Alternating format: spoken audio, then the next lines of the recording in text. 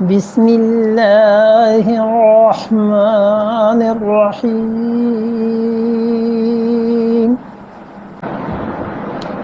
فی الدنیا والآخرہ وَيَسْأَلُونَكَ عَنِ الْيَتَامَى قُلْ إِصْلَاحٌ لَهُمْ خَيْرٌ وَإِن تُخَالِطُوهُمْ فِي إِخْوَانِهِمْ وَإِن تُخَالِطُوهُمْ فَإِخْوَانُكُمْ وَاللَّهُ يَعْلَمُ الْمُفْسِدَ مِنَ الْمُصْلِحِ وَلَوْ شَاءَ اللَّهُ لَعَانَتَكُمْ ان اللہ عزیز حکیم۔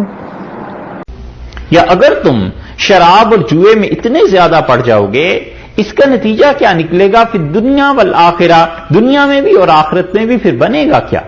ہوگا کیا؟ آخرت کی تباہی ہو گئی اور دنیا کی بھی تباہی ہو گئی، اس لیے کہ کب تک پیے گا؟ جب پیسے نہیں رہیں گے تو پھر کیا ہوگا؟ پھر مانگنے پہ چلا جائے گا، پھر اور جو مضرتیں ہیں اس کی۔ وَيَسْأَلُونَكَ عَنِ الْيَتَامَى، یہ تیسرا مسئلہ آ گیا جس کی دونوں جہتیں ہیں، دونوں اطراف ہیں۔ اس کی بھی دونوں سائڈز تھی نا، کہ خرچ کرنا حد سے زیادہ اور بالکل نہ خرچ کرنا۔ بتلایا کہ جو ضروریات زندگی ہیں وہ رکھو، اس کے بعد تم خرچ کر دو۔ اب یہ تیسرا مسئلہ ارشاد فرمایا ہے وَيَسْأَلُونَكَ عَنِ الْيَتَامَى، اور آپ سے سوال کرتے ہیں یتیموں کے بارے میں۔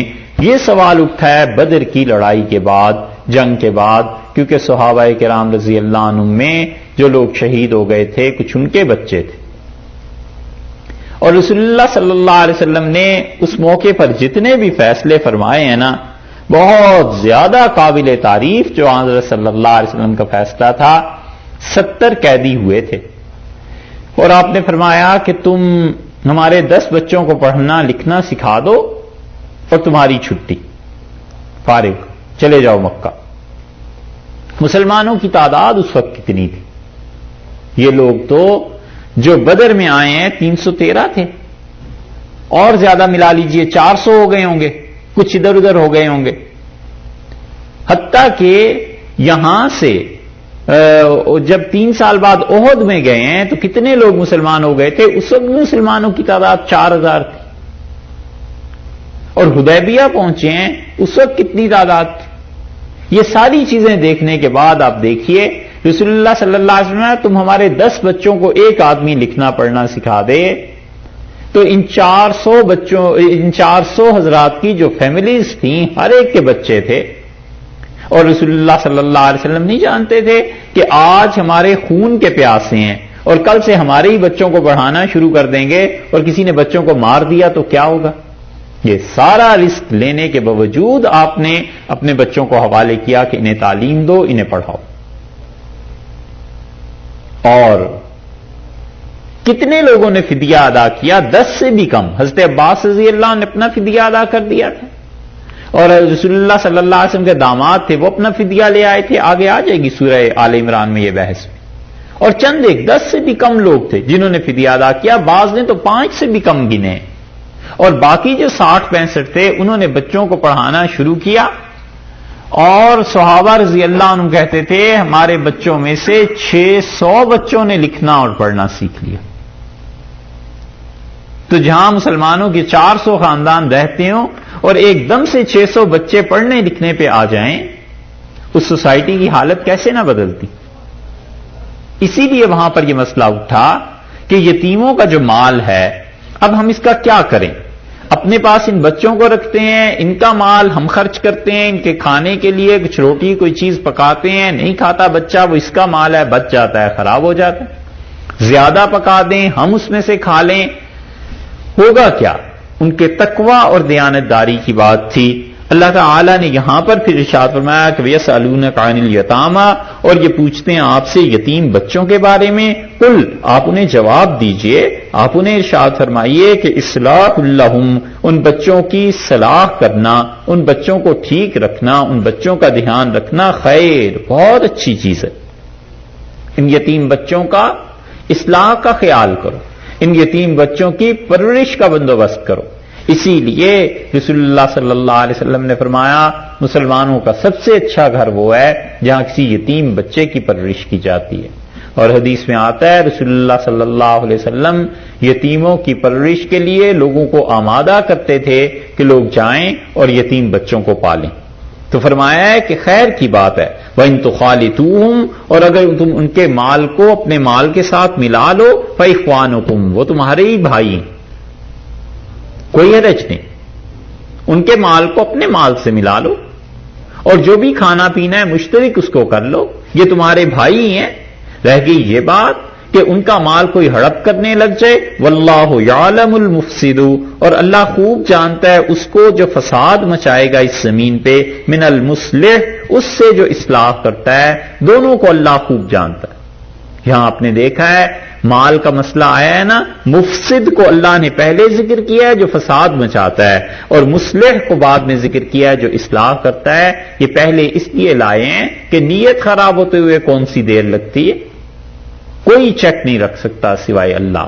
اللہ نے کہا تمہارے بھائی، اسی لیے یتیموں کے بارے میں قرآن نے ایسی ایک آیت سورہ نساء میں کہی ہے کہ ایسی شدید آیت اور جگہ نہیں ملتی۔ اللہ نے فرمایا ہے کہ ان یتیموں کے مال کا خیال کرنا، اور کوئی بھی جو یتیموں کا مال کھائے گا انما یاکلون فی بطونہم نارا، وہ اپنے پیٹ میں جہنم بھرتے ہیں، آگ بھرتے ہیں یتیموں کا جو مال کھاتے ہیں۔ اور ایک جگہ اللہ تعالی نے فرمایا ہے کہ یتیموں کا حق مارنے میں خیال کرنا، لو ترکو، اگر تم مر جاؤ اور تمہاری اولاد پیچھے رہ جائے تو پھر کیا ہو؟ فرمایا تمہیں موت آ جائے اور تمہاری اولاد پیچھے رہ جائے اور کوئی اس کا مال مار لے کھا لے تو پھر کیا ہو؟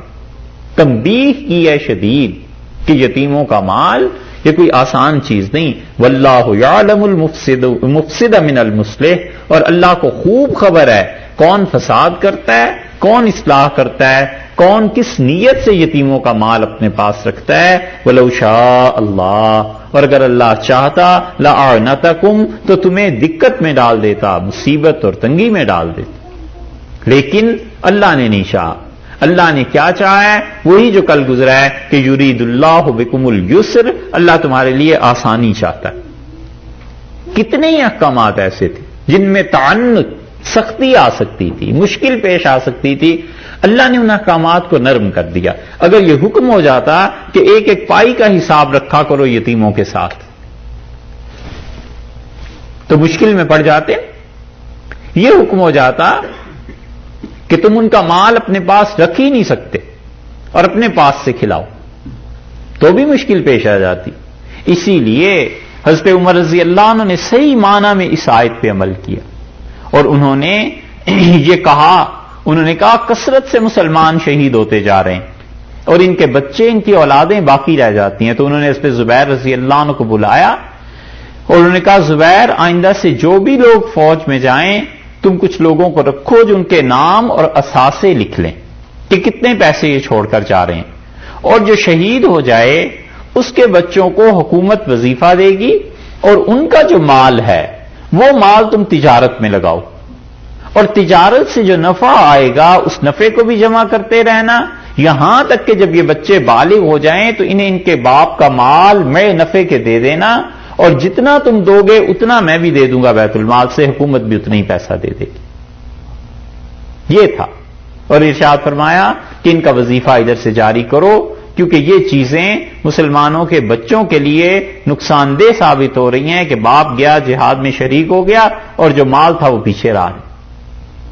اس لیے اللہ نے فرمایا اگر ہم چاہتے تو تمہیں تنگی میں ڈال دیتے۔ ان اللہ عزیز حکیم، اور اللہ جو ہے وہ غالب ہے، عزیز ہے، غالب ہے، جو چاہے حکم نافذ کر دے، حکیم لیکن حکمت والا ہے، اس کے احکامات حکمت کے ساتھ ہوتے ہیں۔